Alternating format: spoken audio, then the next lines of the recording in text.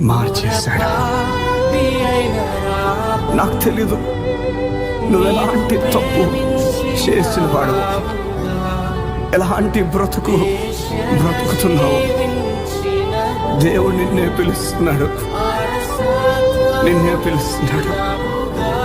ఆయన దగ్గరకు వచ్చేసే ఆయన రమ్మంటున్నాడు.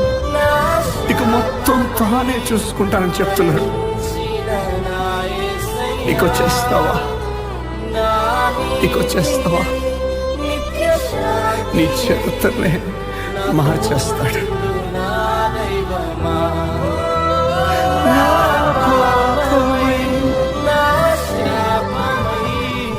మరణించిన